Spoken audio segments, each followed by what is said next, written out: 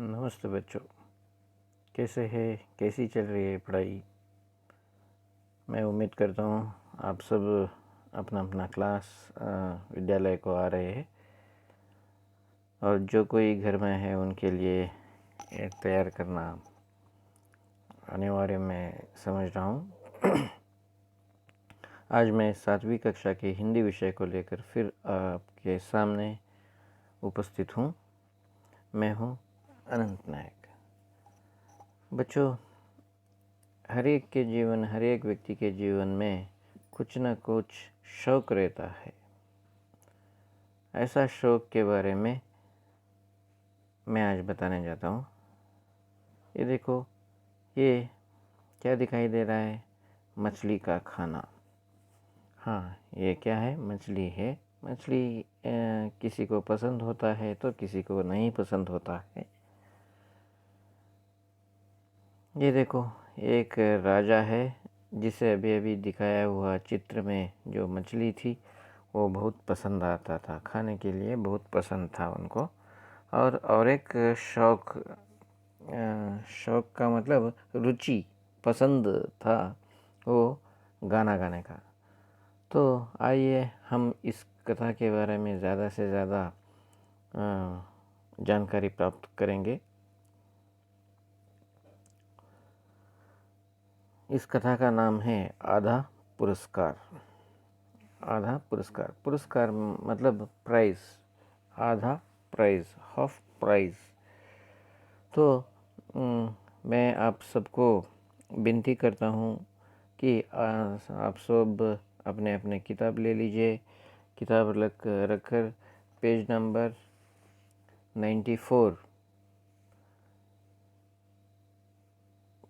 94 निकालिए।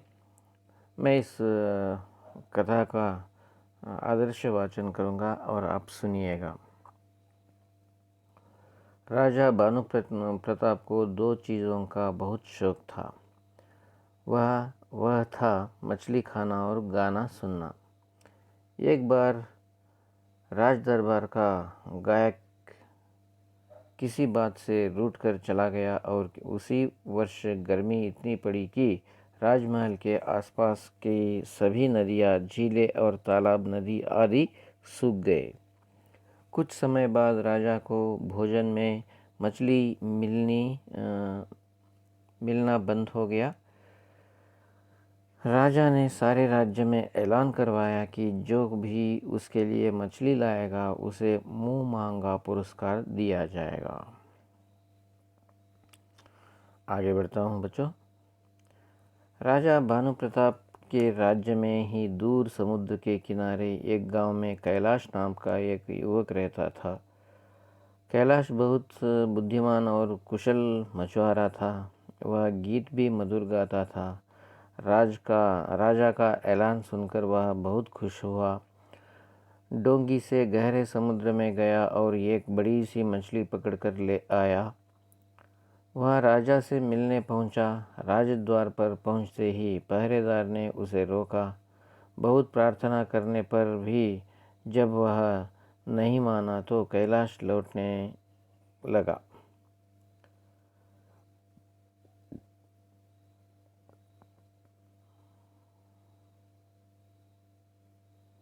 फिर उसे एक उपाय सूझा।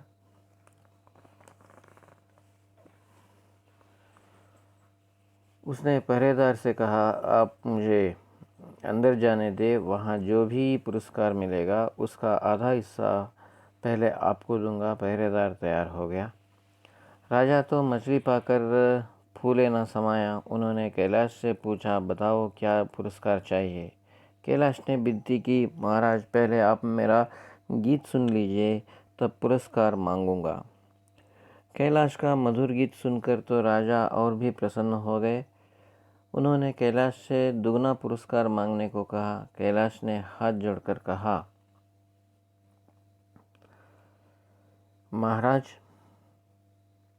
महाराज यदि आप प्रसन्न हैं तो मुझे 100 कोड़े मारने का आदेश दीजिए। कैलाश की बात सुनकर सभी अचंभित हो गए और उसे पागल समझने लगे। बहुत समझाने पर भी वह जिद पर अड़ा रहा। अंत में विवश होकर राजा ने संतरी को बुलाकर उसे उसका पुरस्कार देने को कहा। तभी कैलाश बोला, महाराज, मेरा एक साथी भी है जो इस पुरस्कार में से आधा हिस्सा पाएगा।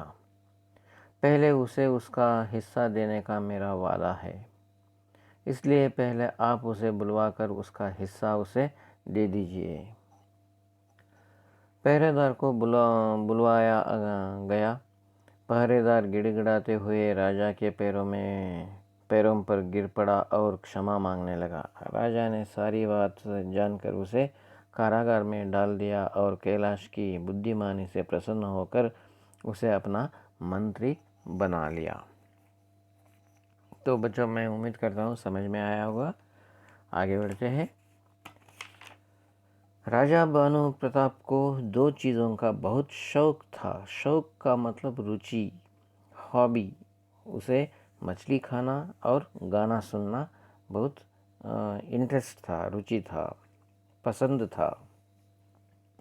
एक बार राज दरबार का गायक, राज दरबार आप जानते हैं, रॉयल कोर्ट का गायक किसी बात से रूठ कर, नाराज़ होकर, गेट ऑफेंड होकर चला गया। और उसी वर्ष गर्मी इतनी पड़ी, उसी वर्ष बहुत गर्मी पड़ गई कि राजमहल के आसपास की सभी नदियाँ, जो राजा का आस्थान था, वहाँ के सभी नदियाँ, झीलें और तालाब सभी सूख गए, ड्राई हो गए। नदियाँ, झीलें, तालाब सभी क्या हो गए?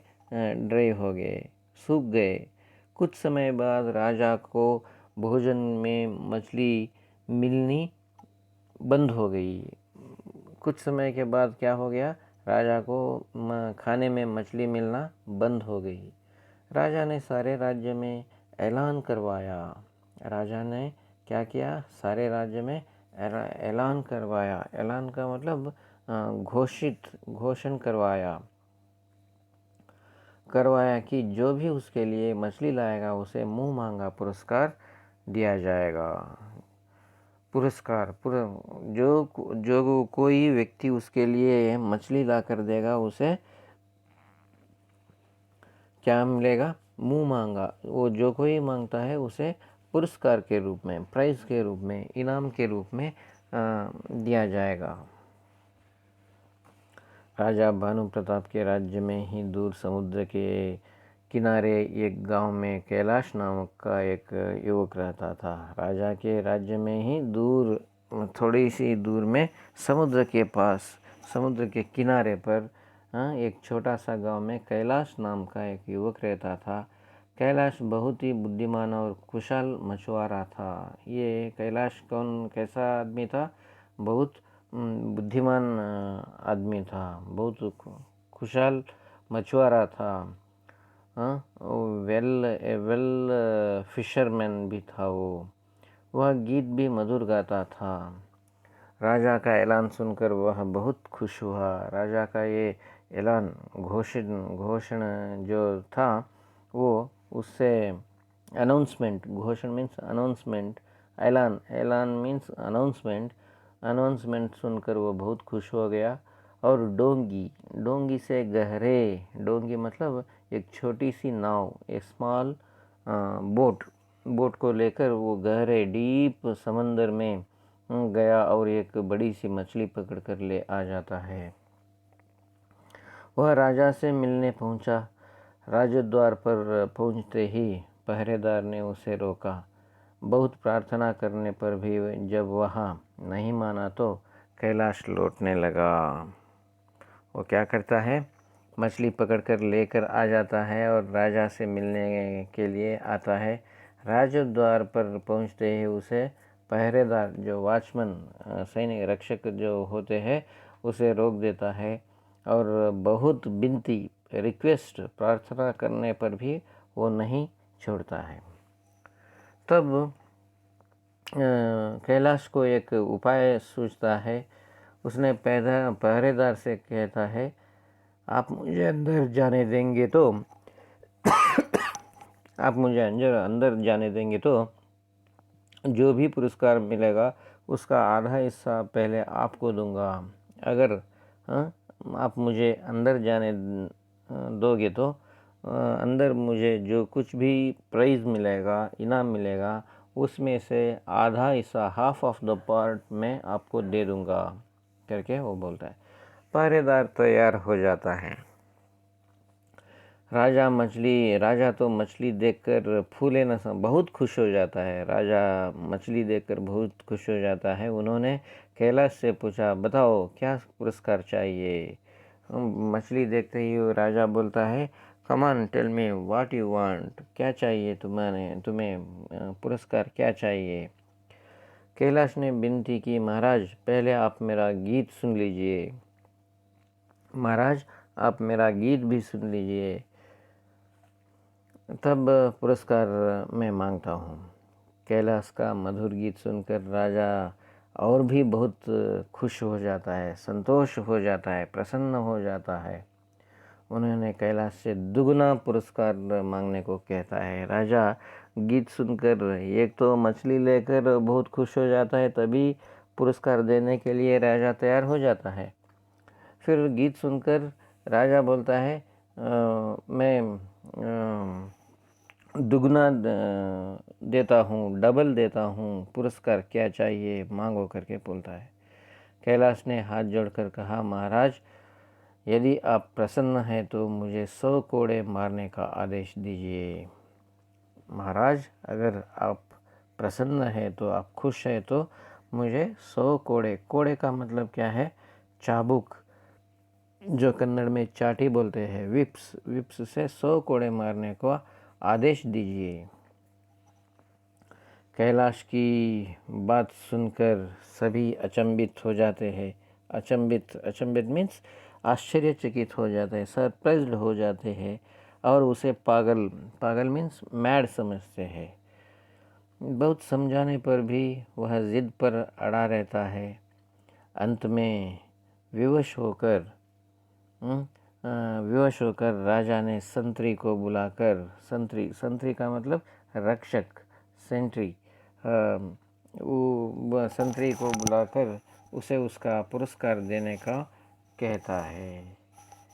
तभी कैलाश बोलता है, महाराज मेरा एक साथी भी है, महाराज मेरा एक साथी भी है जो इस पुरस्कार में से आधा हिस्सा पाएगा। महाराज मेरा एक साथी भी है, इस पुरस्कार आप दे रहे हैं मुझे, उसमें से आधा हिस्सा उनका भी है। पहले उसे उसका हिस्सा देने का, पहले मैं वादा किया था जो कुछ भी पुरस्कार मिलेगा उसमें से पहले हिस्सा आपको दूंगा करके देने का मेरा वादा था, आई प्रॉमिस्ड हिम। इसलिए पहले आप उसे बुलाकर उसका हिस्सा उसे दे दीजिए। इसलिए आप क्या कीजिए, उसका हिस्सा, हिस पार्ट ऑफ वाट, मैं जो कुछ भी बोला था वो उसे आधा देने का मैं वादा किया था, वो उसे दे दीजिए। पहरेदार को बुलवाया गया। पहरेदार गिड़गिड़ाते हुए राजा के पैरों में गिर पड़ता है और क्षमा मांगने लगता है, माफ़ी मांगता है, अपोलोजाइज करता है। राजा ने सारी बात जानकर उसे कारागार मतलब जेल में डाल देता है और कैलाश की बुद्धिमानी से, बुद्धिमानी मतलब अकल से काम लेने वाला, बुद्धिमानी विजडम से, वो बुद्धिमानी से प्रसन्न होकर उसे अपना मंत्री बना लेता है। राजा भानु प्रताप कैलाश नामक एक युवक को उसकी बुद्धिमानी के कारण उसे अपना मंत्री बना लेता है। तो this is the story explains how can we achieve our goal with hard and wise work. In this story, Kailash got awarded due to his cleverness, right? He saved the gatekeeper from getting punished and also put his words which was rewarded. वो जो कुछ भी reward लेने जा रहा था उसे उसको भी देने का वादा किया था। तो दिस इज़ द स्टोरी। ये देखो राजा मछली खाने का चित्र, ये साइड में मछली भी दिख रही है। और ये जो वो गेट कीपर था, पहरेदार था, वो आकर क्षमा मांग रहा है। आगे बढ़ते हैं। भाषा कार्य में आज विशेष ये बहुत प्रमुख है, व्याकरण भाग में बहुत प्रमुख है। हम कोई भी वाक्य लेते हैं तो इसका रहना बहुत ज़रूरी है। कारक, वह है कारक संज्ञा या सर्वनाम के जिस रूप से वाक्य के अन्य शब्दों के साथ उनका संबंध सूचित रखता है, उसे कारक कहते हैं। फिर एक बार दोहराता हूँ। संज्ञा या सर्वनाम के जिस रूप से वाक्य के अन्य शब्दों के साथ उनका संबंध सूचित हो, उसे कारक कहते हैं। उदाहरण के लिए, राम ने रावण को बाण से मारा। यहाँ पर मैं आगे बताता हूँ। देखो, हिंदी में कारक 8 है।